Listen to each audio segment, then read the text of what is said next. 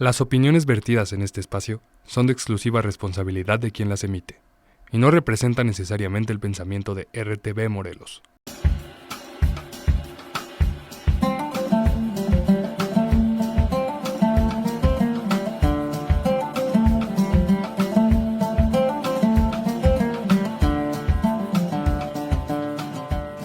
Hola, ¿qué tal amigos y amigas de Accesible? El día de hoy tenemos un programa espectacular, nada menos y nada más que con el psicólogo Enrique Álvarez. Pero antes de empezar, quiero recordarles que nos sigan en nuestras redes sociales, Morelos TV, Radial 3.14 y Universal Sónica.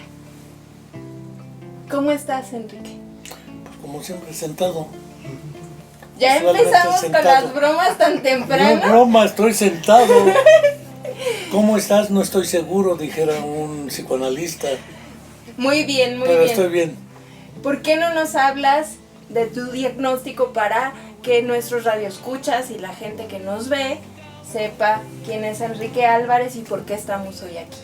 Mi diagnóstico es... estoy psicótico. Un diagnóstico es una etiqueta que se inventa para calificar a un ser humano.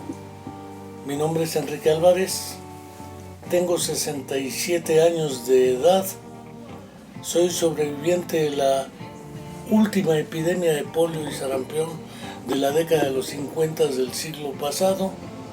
El 70% de quienes fueron atacados en dicha epidemia, que abarcó todo América y parte de Europa, murió. Entre ellos una hija del insigne Pedro Infante.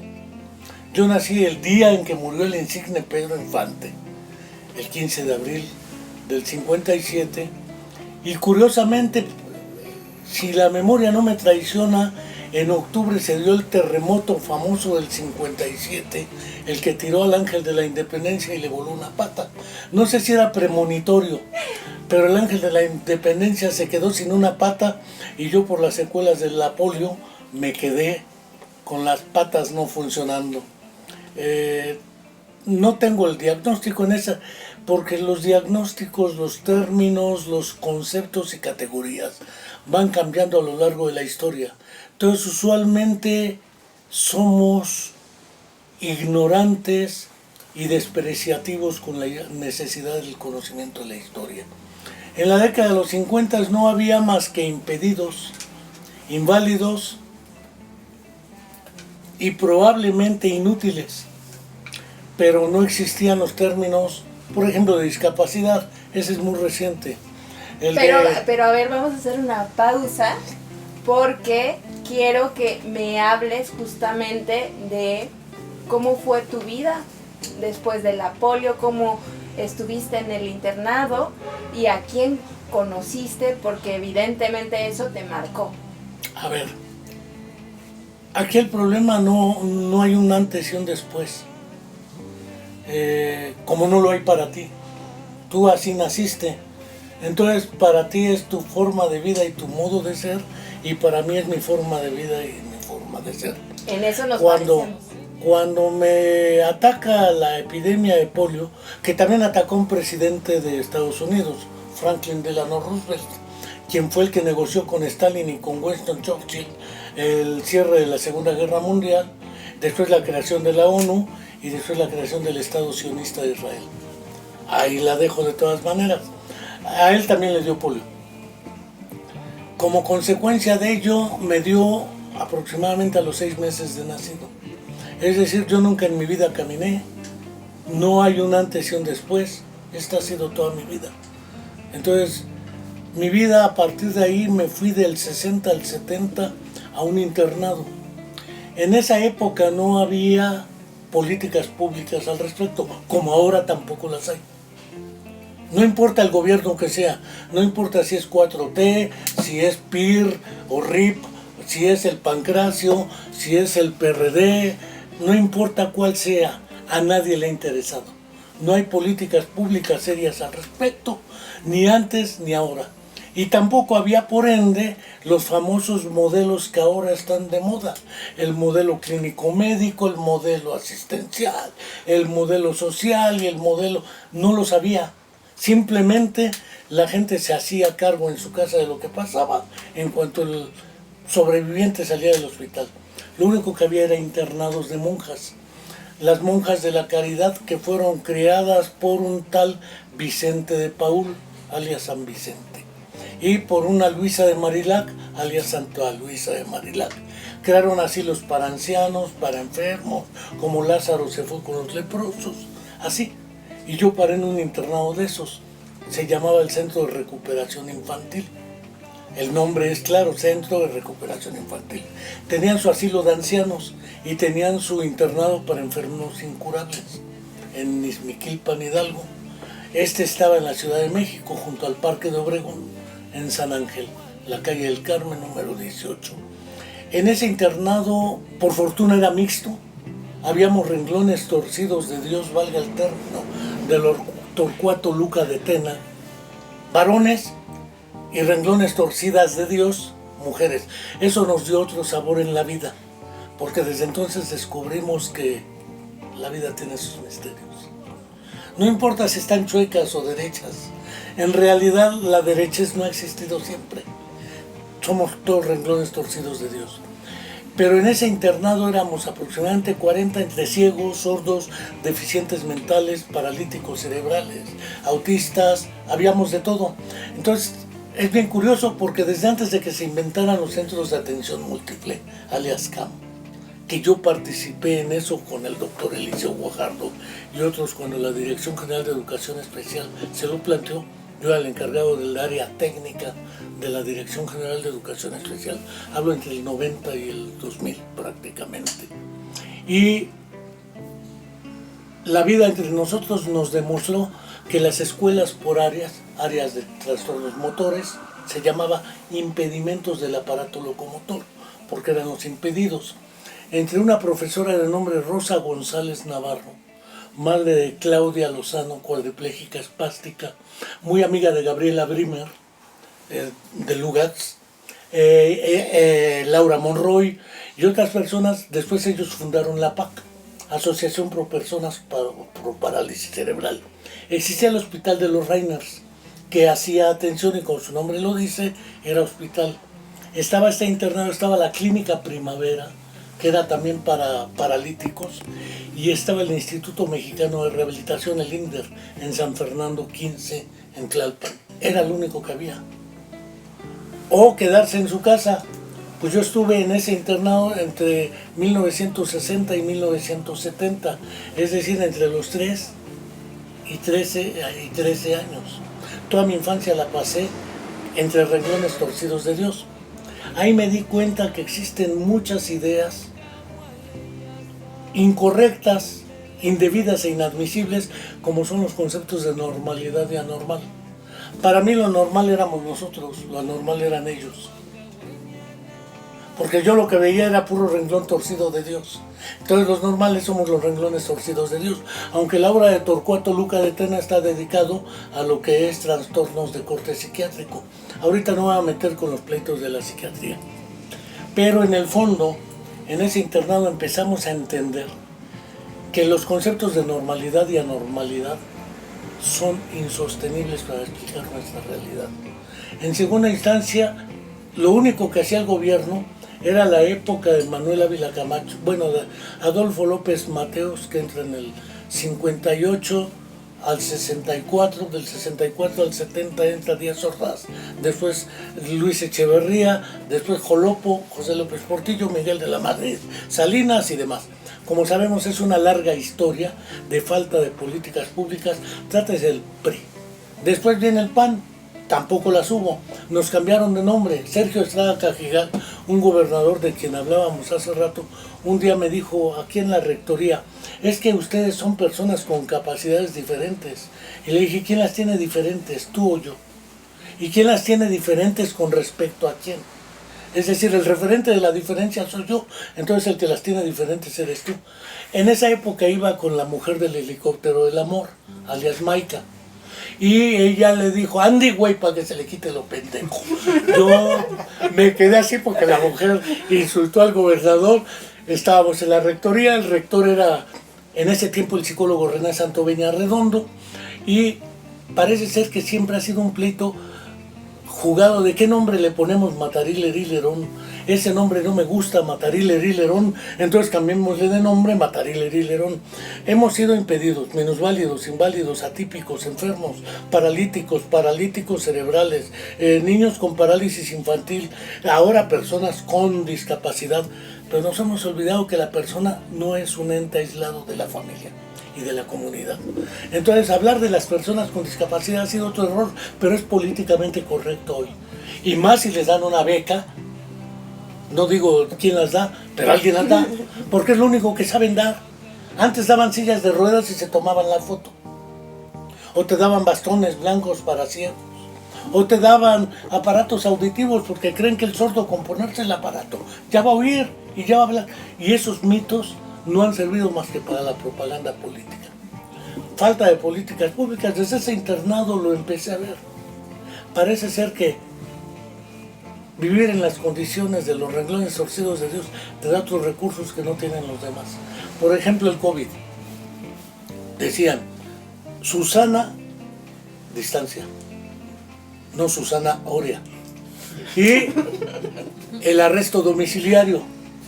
¿Sí? Pero cuando yo estuve 10 años internado, pues un arresto domiciliario de 2 años es menos de lo que estuve internado. 2. Cuando uno tiene limitaciones de movilidad, accesibilidad y transporte, esto lo discutí con Dagoberto Rivera, presidente de la Asociación de Transportistas del Estado. ¿Por qué no ponen una ruta para personas con discapacidad por cada 10 que tienen? Les conviene a ustedes y nos conviene a todos. Pues no lo han hecho y mira, me llevo bien con él, no es pleito con él. Ya durante el Frente Amplio Morelense que tuvimos en el periodo de Grácula, alias Graco, francamente tampoco le entraron. Y Graco decía que era el bueno. Dijimos es el peor. Sale Cuauhtémoc y decimos es el peor. Después ya veremos si va a haber la peor o no. Pero haya sido como haya sido, esta experiencia de 10 años me dio la posibilidad de reconocer que el ciego tiene otras capacidades que no vemos si no convivimos con ellos. Y por ejemplo, ¿cómo fue reintegrarte a tu familia después de haber estado en este internado y haber visto todo lo que viste? El concepto de reintegración es un concepto que implica que antes de irme al internado estaba integrado y no es así. ¿No? No es así. No es así porque mis padres eran analfabetos, indígenas, miserables, pobres y trabajaban en casa de ricachones, ella de cocinera y él de jardinero. Pero indígenas migrados del campo a la ciudad, analfabetos, pues no sabían ni qué tenía. En realidad una tía y un tío fueron quienes le dijeron y les dio la polio. Donde trabajaban yo no podía estar, por eso me internaron, porque no podía vivir con ellos. Porque si vivía con ellos, ellos no podían trabajar en el lugar de trabajo. Entonces era imprescindible que yo no viviera con ellos. Y mis hermanos menores, durante el tiempo que estuve internado. Es decir, yo llego ya de 13, 14 años con mi familia, pero llego con una familia que biológicamente es mi familia, pero no es mi familia. No hemos vivido juntos. No hemos compartido. Ni tristezas, ni sueños, ni nada. Entonces, no hay tal reintegración. Llego y entonces es un proceso permanente de confrontación entre una búsqueda sin término de alternativas y una dinámica que ya llevaban ellos. Ellos se iban a jugar al billar, yo no. Yo me iba a la escuela y al billar, porque de ahí se gana dinero cuando se juega carambola y se tiene que sobrevivir. Curiosamente no me iba a las cantinas, pero mucha gente ahí murió en las drogas, murió en la época en que mataron al Rutas, por ejemplo, en la Ciudad de México, en el Olivar del Conde. Hablo del Rutas, hablo de los 70s. Es decir, quizá para muchos de quienes están aquí en este momento, los compañeros y tú, pues hablarles del Rutas, ¿quién carajos fue el Rutas? Y no era narco, por lo demás. Era un delincuentillo así como como cuando dicen me agarraste como al tigre de Santa Julia. El tigre de Santa Julia era otro delincuente de Santa Julia, pero así les llaman a la gente que busca de otro modo la vida. Vivíamos en una colonia popular y de ahí me iba a la secundaria, primero, después al CCH, antes de que entrara Claudia Sheinbaum, Carlos Simas, Mireya Imas, Imanol Ordorica, Antonio Santos, todo ese grupo de entre perredistas, morenistas y ex, entraron a ese CCH Sur después que yo. Desde que entro al CCH y desde que estoy en la secundaria estoy militando políticamente y muy cerca del Partido Comunista Mexicano, en las juventudes del Partido Comunista Mexicano. Cuando me tocan las elecciones de José López Portillo, me tocó curiosamente ser escrutador de casilla. El único voto a favor de Valentín Campas Salazar, de candidato del Partido Comunista a la presidencia, fue el mío. Y defendí el voto porque dije es mi voto. Pero ahí se da uno cuenta del circo electorero, que para maldita la cosa sirve. No me voy a pelear ahorita también con la lógica de la democracia electoral. Pero toda mi formación vino entonces de ahí, de la militancia en la UNAM. Ahí conocí a un chorro de los que hoy están en la grilla, pero un chorro solo por edad, ¿sí? Puedo hablar de Agustín Guerrero, que está en Puebla de presidente Morena, o puedo hablar, Claudia Sheinbaum entró después que nosotros, Martí Batres entró después que nosotros, ellos entran con el grupo CESO, Comité Estudiantil de Solidaridad Obrero Campesina, que era un grupo cercano a lo que se conocía como la revista Punto Crítico, y nosotros estábamos más a la izquierda de esa izquierda. Entonces, de ahí me voy a la Facultad de Psicología. La mayoría de los que militaban políticamente se fueron a Economía y Ciencias Políticas o a Sociología, como el caso de Víctor Hugo Sánchez Reséndiz, es sociólogo el hombre. Gran amigo. Se fue, saludos, y se fue curiosamente a Sociología. Yo me fui a Psicología. Y curiosamente los que militaban en Psicología se iban a Psicología Social. Yo me fui a Psicofisiología. Es decir, parece ser que nadar contra corriente es una buena idea para templar el espíritu, fortalecer la conciencia y alimentar los sueños hacia un futuro, como decía el poeta León Felipe, una fotografía que me regaló el buen Óscar Menéndez, lo mismo que la de Pepe Revueltas en El ensayo de un proletariado sin cabeza. Imaginar el mundo no como es, sino como debiera ser gracias a la fuerza poética de nuestra imaginación. Y ahorita que estás hablando del mundo, ¿cómo podemos hacer un mundo más flexible para las personas con discapacidad? Más allá de toda esta situación histórica que nos has venido narrando a lo largo del programa, donde sí, evidentemente, las personas con discapacidad, ahora con este término, han sido ignoradas o han sido utilizadas, porque eso es una realidad. Pero, ¿cómo podemos hacer el mundo más flexible? Tú y yo y cualquier otra persona con discapacidad que nos ve, para que diga, yo puedo poner este granito de arena para mejorar mis condiciones y las de otras personas con discapacidad. Cuando estaba en el internado nos iban a ver los riquillos del Club España. Era un mundo diametralmente opuesto. Ellos iban las 9 posadas y nos hacían las 9 posadas. Nos regalaban piñatas, juguetes, dulces. Pues qué gran, porque gracias a nosotros hacían su buena obra del día. Eran vistos como caridad. No, eso era la caridad, ¿sí?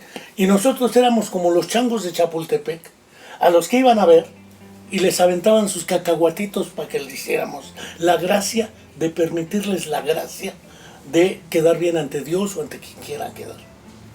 Esa idea de qué puedo hacer para que la persona se sienta bien es lo que hacían ellos. Una vez me tocó ir en representación de la Dirección General de Educación Especial a la región Mije de Oaxaca. Fui a Santa María Tlahuiltoltepec. En Santa María Tlahuiltoltepec llegamos porque 3 chicas llegaron a la iglesia de ahí con monjas y tenían unos niños con parálisis cerebral infantil. hablaron con el secretario de Educación y le pidieron que les construyeran una escuela de educación especial para integrar a esos niños. Fuimos y yo hablé con el maestro Mauro, el maestro que dirigía el Centro de Capacitación Musical Mije, la famosa orquesta de niños oaxaqueños que forman en la región Mije de Santa María Tlahuitoltepec, un poco arribita de Totontepec, pero en la región Mije. El primer día hubo honores a la bandera, canto Mije en Mije, del himno nacional, y canto en Mije del rey Concoy. Y yo me le quedé viendo al maestro de ceremonias y le digo, ¿quién es el rey Concoy? Ahí me di cuenta que el ignorante era yo, no ellos. Entonces les dije, miren, lo que venimos a proponerles es una escuela para sus niños con necesidades especiales. Los sacan de ahí y los integramos con esta escuela al desarrollo. Y me dice el maestro Mauro, es decir, usted me propone que los desintegre para que ustedes los metan a la escuela de desintegrados y luego nos los regresen para integrarlos. En Mije no existe la palabra integración y yo dije, ay güey, como que me quedé... Desestabilizaste. A ver, ¿qué pasa?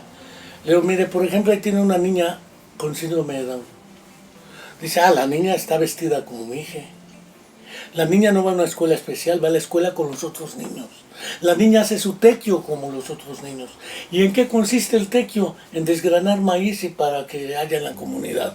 Ella tiene síndrome de Down, sí, pero puede desgranar maíz. Eso sí, ella tiene más derechos que todos los otros niños. Los otros tienen la obligación de cuidarla y apoyarla. Ella tiene que ir a la Orquesta Filarmónica del SECAM. Ella tocaba una flauta, un instrumento de viento. Y dice, y si los papás no mandan a los hijos al centro de capacitación, los amarramos al árbol público del castigo. Porque vivir en la pobreza y sin música es un error. Desde ese momento me di cuenta que quién soy yo para decirles cómo integren a sus niños. Más bien, la lógica es no desintegrar, para después hablar de cómo te reintegras o cómo te reintegras. ¿Qué hago yo para que se cambie esto? Eso me demostró tres cosas. La primera, no hay posibilidad de inclusión, integración o de nada si no es basada en la comunidad. Exacto. Si la comunidad no lo hace, no funciona nada. Segundo, no hay posibilidad de inclusión, integración y atención si no es centrada en la familia. Si la familia no participa directamente y no la persona con discapacidad, porque la persona con discapacidad puede ser más o menos dependiente. La persona con discapacidad puede ser de nacimiento o adquirido después de un accidente en automóvil. Pero resulta que después del accidente en moto, en automóvil, o un evento vascular cerebral por hipertensión arterial, o envejecimiento y demenciación, que no son equivalentes, la gente no se demencia por el envejecimiento, es por otras razones. Pero en esos casos la persona se vuelve progresivamente dependiente de otro. Y entre más chico es más dependiente de otro. No hemos reconocido que somos seres que dependemos de otros. Y si no lo vemos colectivamente, no tiene sentido darle una beca al ciego. ¿Qué va a hacer con la beca él? Lo que hace es la familia ocuparlo para atender ciertas necesidades. ¿Eso ha hecho que haya menos pobreza? No es cierto, eso también es parte del discurso ideológico político. La pobreza sigue existiendo. Esa persona ya tiene para no morirse de hambre. Pero de eso a que ingrese a una escuela, pensemos cualquier secundaria o primaria, la 1, la secundaria, quiero ver que entren a las aulas, quiero ver que entren a las escuelas primarias con escaleras y que los directores no impidan, es que ese niño no entra aquí. Y que entonces las leyes, por ejemplo la Ley de Inclusión al Desarrollo de 2011, aprobada en el periodo de Felipe Calderón, alias el comandante Borolas, se aprueba, pero no hay posibilidad alguna de sancionar a un director si impide el ingreso de un niño. Y si lo quieren sancionar, llega el CENTE y lo defiende. Es decir, hay un sindicato de maestros, pero no hay un sindicato de niños que defienda al niño contra la política pública.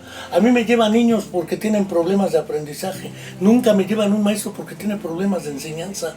Que nada más tiene problemas el niño. El maestro es perfecto, no comete errores, etc. El niño tiene problemas de conducta y el maestro no. Digo, parece ser que entonces son relaciones de dominio-subordinación las que hay que acabar. No es con que, ¿qué hago yo? ¿Qué puedo hacer? Pelearme e inventarles la madre, dijera el poeta León Felipe. Babear y blasfemar, malditos, rapaces, gandallas, etc. Y no pasa nada.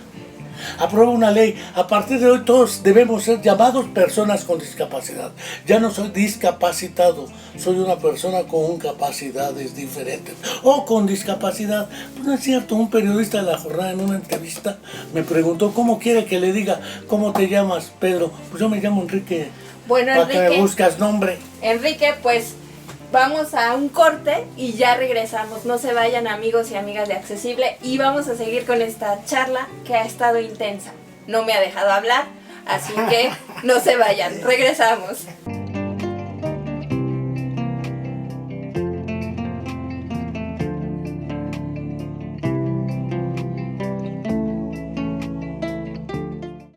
Las opiniones vertidas en este espacio son de exclusiva responsabilidad de quien las emite y no representan necesariamente el pensamiento de RTV Morelos.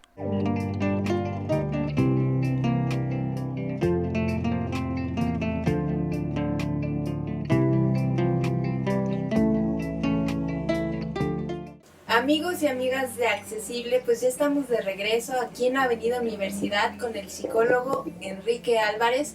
Todo lo que vieron en el primer bloque, este monólogo que ha estado muy interesante, que casi no me ha dejado hablar, viene de este documental que, si están interesados, ahorita Enrique les va a decir dónde conseguirlo.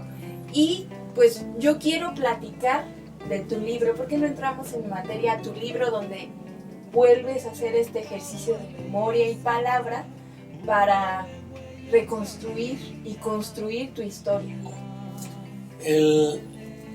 Este documental fue parte de un proyecto del cineasta José Peguero,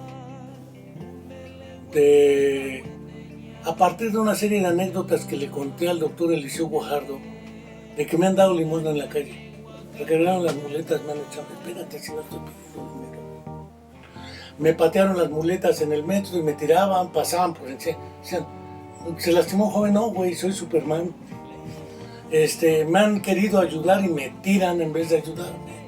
Entonces comentaba estas anécdotas y estaban trabajando un guión para un actor que se apellida Suárez, que tenía un programa que se llamaba No hay menú. Entonces querían sacar un personaje con discapacidad, con las anécdotas que les conté. Grabamos 8 horas y ellos editaron 28 minutos. El documental se llama Enrique Álvarez : La vida pasada en limpio. Ese lo pueden ver gratuitamente en el canal de YouTube, La Comuna de la Palabra, y ahí lo descargan y lo ven, o lo ven sin descargarlo, y sirve que de una vez se suscriben al canal. Y ahí se pueden poner en contacto contigo. Seguro, porque en ese canal tenemos más de 400 programas y dedicados a cuestiones de ciencia, cultura, teatro, cine, música, poesía, banda de Tlayacapan, de todo tenemos.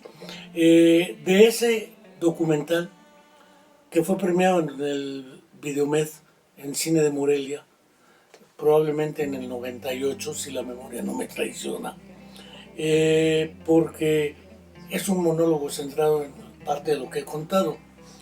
Desde entonces, posteriormente, en el 2012 se publicó este libro, que es El autismo, la ausencia del yo.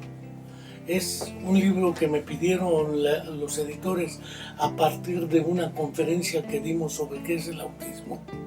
Después, en la editorial, Fondo Editorial Latinoamericano Bucayachay, publiqué el guión de este documental, que, como la película Casablanca, de personaje altamente conocido, no tenía guión. Fue el monólogo como lo estoy haciendo ahorita. Y después se escribió el texto por la doctora Mayra Santoveña Redondo para su tesis doctoral. Y aquí viene, pero vienen otras historias de vida de personas amputadas, con autismo, con síndrome de Down y ceguera, otras historias de vida. Y después se publicó este otro que se llama Temas Selectos de Psicología y Neuropsicología en una editorial de Alicante, España, que debe llamarse Letramé.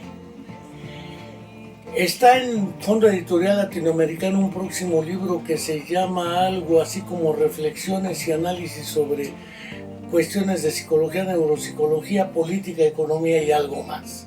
Es un libro como de este grosor y de este peso. Y finalmente, junto con un neuropsicólogo colombiano de nombre Juan Carlos Arango Lasprilla, estamos editando un libro que se llama algo así como Afrontando el destino cuando la opción no era rendirse. Son dos autobiografías, una él como sale de Colombia, todo el periodo álgido de narco, violencia, guerrilla y más, y parte de mi autobiografía que será publicado a partir de febrero-marzo del año próximo, entre otros libros que está por ahí en el Manual Moderno, que también se va a publicar. Es un manual de neuropsicología. Como se fijan, son temas diversos, pero en mi concepción la historia de vida es lo que cuenta, la vida de un solo personaje. No me interesa ni la estadística, ni las pruebas de validez, confiabilidad, ni chi cuadrada de student, ni toda esa serie de barbaridades, muestras aleatorias y al azar, con datos duros. No, porque la vida es dura. Es el mejor dato que hay. El problema con la memoria es que la memoria es medio traicionera. Para empezar, la memoria no es como un espejo que graba lo que sucedió como sucedió. Hay cosas que merece la pena olvidar, porque nos dolieron, porque no nos gustan, porque dan vergüenza, por la presión social, y entonces uno la reinventa para acomodarla como uno le gusta. Entonces, yo no soy yo soy como me muestro, pero no me muestro como soy ni como fui. Pero lo que me muestro es también lo que quisiera que fuera. Es decir, hay intenciones, hay omisiones, hay reacomodos, y así es la memoria. Sin embargo, esos retazos de una historia narrada nos permiten compartir con los demás una serie de vivencias que contienen afectos, sentimientos, emociones, pensamientos, sueños, porque como decía un poeta, tú eres el amor de mi vida. Y ella le dice, pues no lo soy. Dice, a lo mejor me equivoqué de vida, pero no de amor. Ay, qué bonito. Uno se puede equivocar de vida, de época, pero no de a quién va dedicada. Así es esto de la memoria.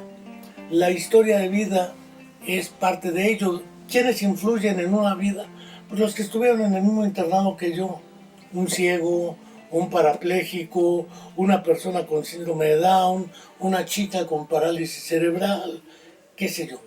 Pero también un padre que me visitaba, indígena analfabeto, un filósofo natural, dijéramos, un Dersu Sala cualquiera, según la famosa película del buen director japonés, el sensei Akira Kurosawa, quien tiene una película dedicada a un muchacho con deficiencia mental que se llama Todeskaden o El Camino de la Vida en otra traducción.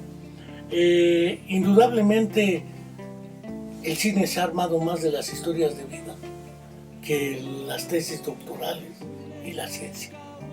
A la ciencia le interesan los datos estadísticos. El ser humano se desintegra. A la historia de vida le interesa a la persona, su familia, su entorno, su comunidad, y que por lo menos pueda sonreír alguna vez y decir, ay, qué hermoso, como lo dijiste. Pero mira, qué interesante lo que dices, porque aparte de todo, haces un ejercicio con el sentido del humor, y yo creo que le quitas la solemnidad a lo que hoy se considera como discapacidad, la seriedad, y nos llevas con este libro a un espacio donde podemos reír, porque decías de tus apodos. Hay un apodo que comparto contigo y te lo voy a decir aquí en el programa, que es el columpio. Sí, a mí también me llegaron a decir que era como un columpio porque me balanceaba un poco. Como no tengo equilibrio, pues te aprendes a balancear así para no caerte, que también me he caído. Pero esa Pero no parte... te dijeron la corcholata. No. Cuando no estaba tirado en el piso, estaba pegado a la botella. Entonces me pusieron la corcholata, me pusieron el ilegal, porque nunca andaré derechito. Me pusieron el inmortal, porque nunca voy a estirar la pata. Me pusieron el patachín por razones obvias. El caminante de la luna, eso es más cercano al 69 y la llegada del Apolo 11 a la luna. Caminaba, según ellos, yo como astronauta.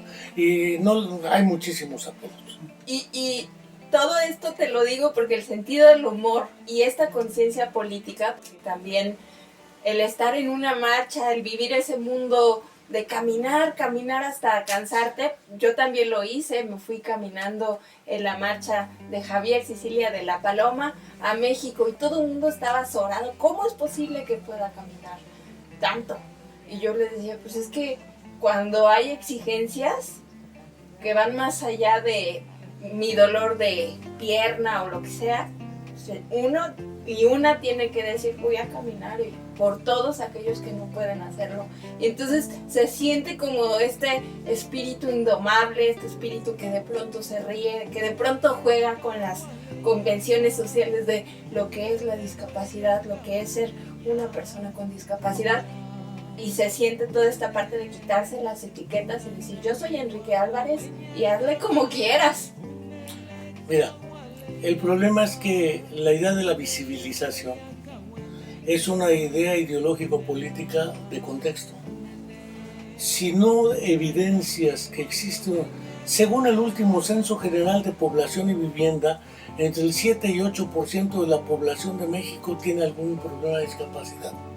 Está subregistrado porque no están registrados, por ejemplo, todos los adultos con trauma de cráneo, todos los eventos vasculares, pie diabético amputado, todo no está ahí.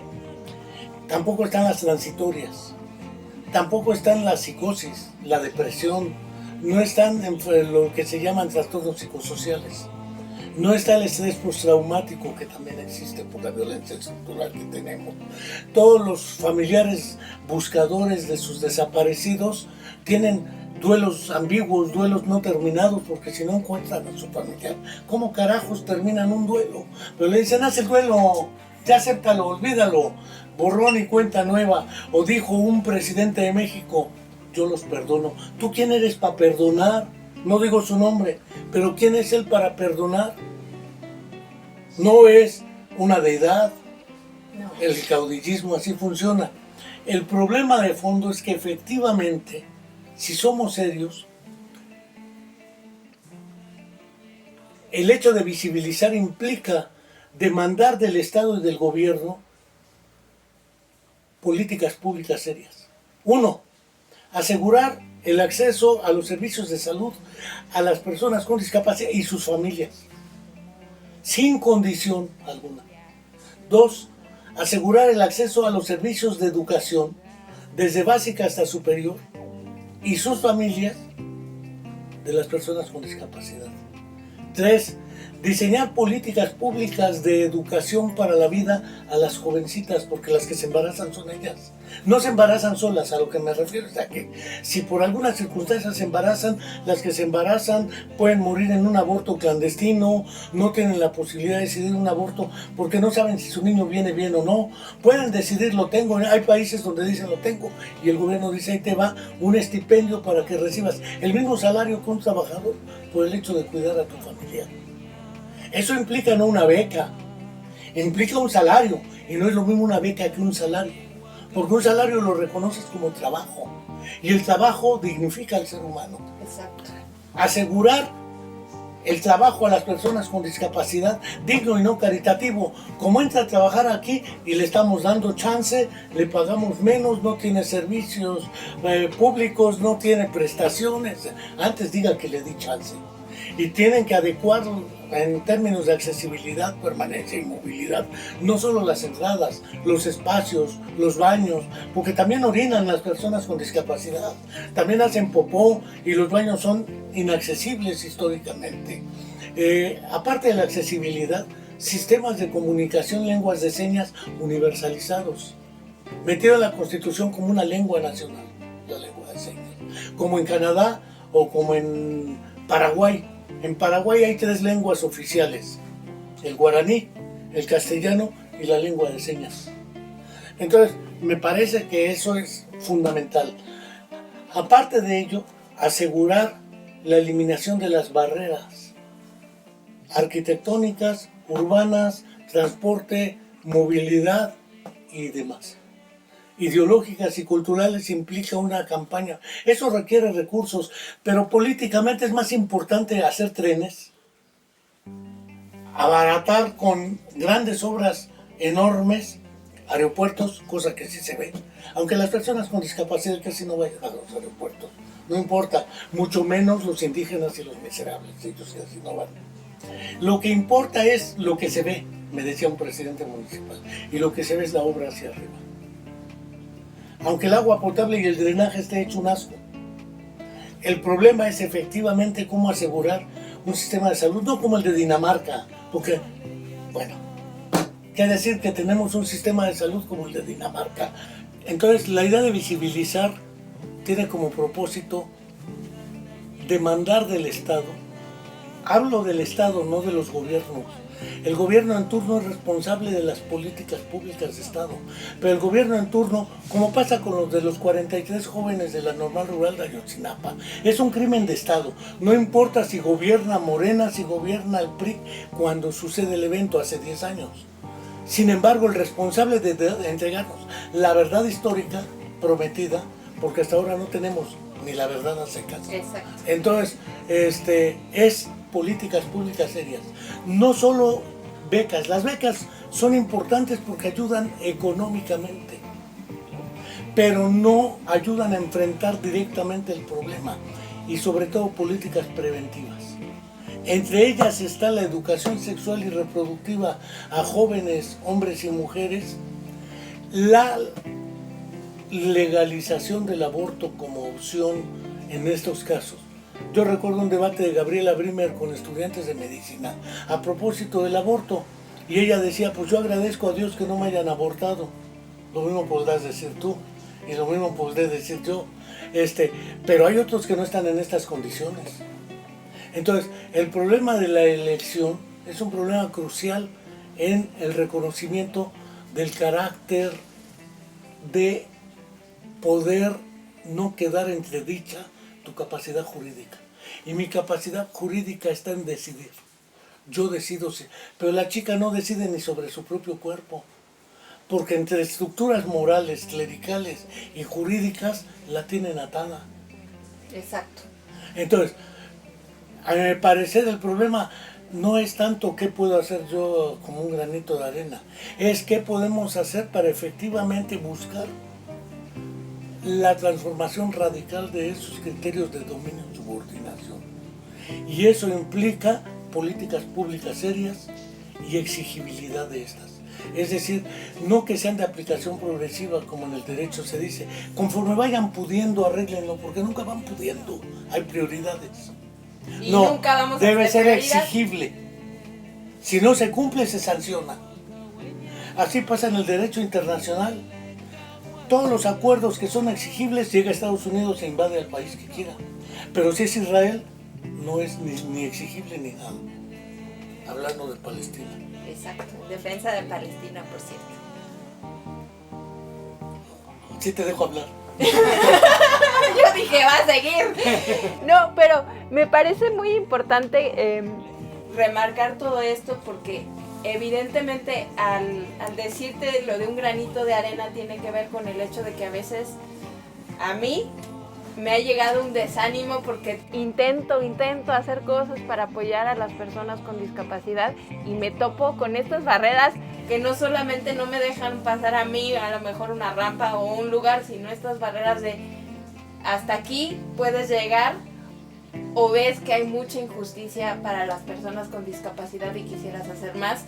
Y sí, de pronto me topo con ese desánimo. Tú en este sentido, ¿cómo has fortalecido o qué herramientas has encontrado para, aunque la realidad a veces sea más atroz, cultivar la esperanza y todo eso que también hablas en el libro, ¿no?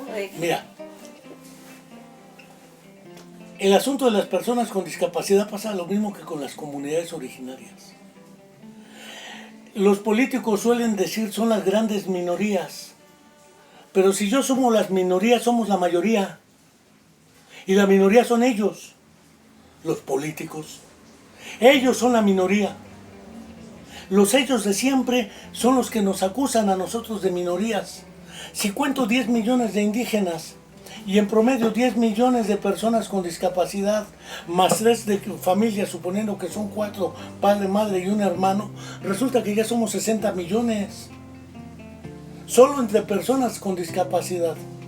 El censo no ha diferenciado cuántas personas con discapacidad son mijes, mixtecos, zapotecos, porque además ser mujer, persona con discapacidad e indígena implica entonces en qué sector lo meto. El problema de la interseccionalidad es otro problema, y el problema de que los congresos de los estados y federales no han jugado correctamente una política que se llama armonización de leyes. Hay una ley general de inclusión al desarrollo 2011 que está por encima de cualquier reglamento menor a una ley general. Y resulta que una ley menor del ISSSTE es capaz de impedir que se cumpla la ley general del 2011. El artículo 1 constitucional y el 3 constitucional y el 8 constitucional garantizan ciertos derechos que reglamentos precisos los nulifican. Se requiere una armonización legislativa, de modo tal que las jerarquías queden claras. Aparte de la armonización legislativa, se requieren instancias que atiendan esto desde el Estado. Nada de que... Porque si no, las famosas asociaciones de la sociedad civil que maman dinero, porque deme dinero para esto, pero en realidad, ¿qué hacen las organizaciones de la sociedad civil? Nada han hecho hasta ahora. Podemos enunciar todas las que queramos. No han hecho absolutamente nada. Ya no digo con respecto a lo nacional, a la discapacidad. Entonces, hablar de personas con discapacidad me parece que es un sesgo narcisista o egocéntrico. No somos el centro del mundo. Hay gente en la calle viviendo, niños que están vapeando y que están moneándose. Y ¿qué hacemos ahí al respecto? ¿Se van a quedar con discapacidad? Sí, van a tener una lesión cerebral masiva por el consumo de la droga. ¿Quién distribuye las drogas? ¿Quién las produce? ¿Quién garantiza el trasiego? El Estado. Ni modo que lo hagan sin que el Estado sepa. Ya no prejuzgo qué fuerza. Entonces, el problema no es qué puede hacer para las personas con discapacidad. Me parece mezquino. El problema es qué podemos hacer para nuestra nación, incluyendo a las personas con discapacidad. Pero eso tiene que ver también con la manera en que se ve el mundo, porque tú estás abriendo un abanico muy grande y la mayoría de las personas como que utilices tus cajones porque a veces no le queda de otra. Porque no, tiene no es que no le quede de otra, es que tenemos cegueras epistemológicas, o decía el neuropsicólogo británico Oliver Sacks, escotomas. Hay realidades que no vemos, pero ahí están. Ahí están. Y no es que no las veamos, las vemos, pero consideramos que son irrelevantes.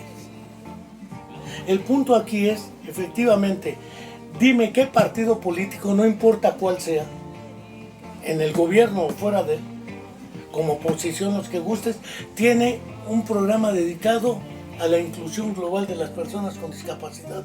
No solo al derecho a votar, porque dicen que voten los torcidos, sí, pero a ver que elijan a un sordo como diputado, a ver cuando habla, y en lengua de señas, que le traduzca el intérprete, nuestro amigo Daniel Maya, los discursos a los sordos para que entiendan lo que dice el señor presidente o la señora presidenta. Pero ¿cuándo le van a traducir a ellos lo que dicen y piensan los sordos?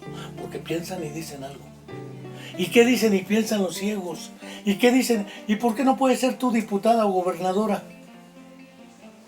Porque no solamente un presidente con síndrome de Down, un presidente municipal con síndrome de Down, a lo mejor es más sensible que los que tenemos. Hay una preciosa película que se llama Hombre mirando al sudeste. Es una película de Liceo Subiela, Argentina, dedicada a un caso de un delirio paranoide de un personaje central que va y dirige una orquesta, la coral de la novena de Ludwig van Beethoven. Y el director del psiquiátrico le dice al psiquiatra, ¿cómo lo permiten? ¿Qué tal que dirige un ejército? Si ya tuvimos dictadores militares. Piensa en Pinochet, piensa en Plutarco Elías Calles, piensa en Victoriano Huerta, piensa en Rafael Videla, en Pinochet. ¿A poco eran síndrome de Down? Piensa en Netanyahu. ¿A poco tiene esquizofrenia? Piensa en los que arman las guerras. Y vamos a ver si son las personas con discapacidad. No. Entonces el problema es que hay una creencia de que los que arman los tiroteos en Estados Unidos son Asperger o autistas o psicóticos. Y le dicen tiroteo porque no fue tiroteo, es un orate que llega y le dispara impunemente a la gente porque allá hay una enmienda que les permite tener armas a cualquiera, en su casa y fuera de su casa. Entonces, ¿dónde está el problema? El problema no está en cómo te incluyen a ti o qué haces tú para que otro pobrecito en silla de ruedas tenga su silla de ruedas, o para que le des la voz en estos micrófonos de tu programa. Pero es muy interesante, Enrique, porque justamente esa diversidad de pensamiento yo creo que es lo que permite dialogar, lo que permite entender que tú piensas diferente, yo pienso diferente, pero hay cosas en las que coincidimos, y a la gente que he entrevistado tiene mucha validez lo que me ha dicho, porque este programa lo que busca es eso, no busca decir tienes que pensar como yo o tienes que ver la discapacidad como yo la veo. Yo trato de acercar estos universos de las familias, de las propias personas con discapacidad, para que la sociedad entienda que somos personas y que vamos a seguir aquí, les guste o no les guste, y entre esa diferencia que puede haber en nuestro pensamiento o estas cosas que decimos, sí, hay injusticias sociales y hay que hacerlo más grande, pero a veces no, a mí no me alcanzan los brazos para agrupar todas las causas, pero me gusta esta parte de, pues sí, platicar, que tú me digas una cosa y que me digas que sí, que no, y evidentemente hacer de esto un espacio donde se pueda hablar con libertad de la discapacidad, de la no discapacidad, de lo políticamente correcto, de lo que no es políticamente correcto, y a partir de ahí empezar a construir cosas que tengan sustento, que estén firmes y que ayuden en general a las personas. Probablemente esté más de acuerdo desde el viejo barbudo Marx con la idea de la dictadura del proletariado. ¿Qué quiero decir con esto? Decir que todos los pensamientos son legítimos es tanto como decir que el nazismo es legítimo y lo debo permitir, porque hay personas que deben tener la libertad de pensar como nazis. No, claro que no. No, evidentemente no, pero estamos es hablando dentro de aquí ciertos del límites. programa. Estamos hablando aquí del programa, no nos vayan a decir nazistas, por favor. Dentro de la estructura del programa, tampoco mi propósito es visibilizar la discapacidad. Según mi opinión, es como visibilizar el pensamiento. Lo que hay que visibilizar es al ser humano como totalidad. Y el ser humano como totalidad trasciende a la discapacidad. A mí no me define mi condición, me definen más cosas, lo mismo que a ti. Claro, pero evidentemente también hay momentos en los que uno tiene que decir, yo no puedo hacer esto, yo tengo tal problema, y entonces, pues así.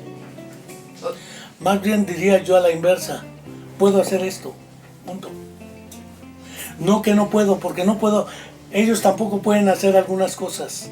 Sí, claro, pero cuando te ponen la barrera, sí nuestra experiencia ha sido, yo no puedo esto, el niño no puede hablar, no puede, sí, no, pero que sí puede, porque mi propósito es que se defina por el hacer y por el ser, no por el no hacer. Claro, pero evidentemente eso de alguna forma te va a marcar. Hay mucha gente que te dice que no puedes hacer ciertas cosas y lo terminas haciendo. Con los diagnósticos precoces, cuando eras niño, que te dicen no vas a poder hablar, no vas a poder caminar, y lo terminas haciendo, mal que bien. Pero bueno, ya se nos acabó el programa, Enrique, ¿ya ves? Pues ya ves, así es esta historia. Este monólogo... Es la tiranía de Cronos. Este monólogo lo pueden seguir en otros lados, o nos podemos poner a platicar en otro momento, pero ya el tiempo de charla se nos terminó, así que me tengo que despedir, Enrique, muy lastimosamente. Está bueno. Pues muchas gracias por Al abrirnos contrario. el espacio, por platicar, por entrar en este pequeño debate que me gusta mucho. Yo soy Natalia Correa, este fue su programa Accesible. No se pierdan estas anécdotas y todo lo que hemos venido compartiendo. Recuerden escribirnos en nuestras redes sociales, que son varias, pueden elegir la que más les guste. Y yo les voy a dejar una cápsula de cine a propósito de que hemos estado platicando de el tema. Y hasta la próxima. Nos escuchamos y nos vemos. Cine al Instante, Disca, con Natalia Correa. Hola, ¿qué tal amigos de Cine al Instante Disca? Yo soy Natalia Correa y el día de hoy vamos a hablar de la película italiana La soledad de los números primos, del año 2010, basada en el libro homónimo de Paolo Giordano. Esta adaptación es dirigida por Saverio Costanzo. La película está ambientada en Italia entre los años 1984, 1991, 2001 y 2009, y salta hacia atrás y delante en el tiempo. La trama gira alrededor de dos personajes, Mattia y Alice. Mattia es un niño de 7 años que tiene una hermana gemela con discapacidad, pero un día, sin mayor explicación, decide abandonarla en un parque, mientras él se va a una fiesta infantil a la cual había sido invitado junto con su hermana. Este hecho lo marcará profundamente, ya que sentirá una culpa que no lo dejará vivir. Y eso se combinará con la historia de Alice, quien tiene un accidente de esquí que la dejará coja, y eso le cambiará la vida, generándole inseguridades y una baja autoestima. El perspicaz Mattia cree que en los números primos se encuentra escondida la esencia y la magia de todo. En su vida y en su relación con Alice, siempre hay algo que los separa y que no los deja estar juntos. Y esto de alguna manera es lo que irá sucediendo una y otra vez a lo largo de toda su vida. Y en este vaivén de emociones y experiencias conocerán el amor, la complicidad y desde luego la soledad. Es interesante como tanto en el libro como en la película hay una constante de que la relación de los dos personajes se va construyendo a partir de un amor lento que pasa por distintas fases. Ambos se consideran raros y están ensimismados en su mundo. Es una película un tanto extraña que por momentos se acerca de manera superficial a ese mundo matemático, como su título lo vaticina. Sin embargo, se convierte en una historia de amor donde el tema de la discapacidad física por la cojera de Alice y la discapacidad emocional de Mattia se entrecruzan y nos permiten ver lo esencial, dos seres rotos por la vida que se complementan y acompañan en este mundo tan hostil todavía para las personas con discapacidad. Quizá el error más grande de la película sea que quiere abarcar demasiado, y por momentos eso hace que se disminuya la tensión argumental, donde se pudiera generar mayor profundidad y empatía. Cualquier adaptación cinematográfica, si da pie para buscar el libro de donde surgió, siempre valdrá la pena, ya que tanto el cine como la literatura son dos lenguajes distintos, que como los números primos, a veces se separan y a veces se acercan. Esto fue Cine al Instante Disca. Yo soy Natalia Correa. Hasta la próxima.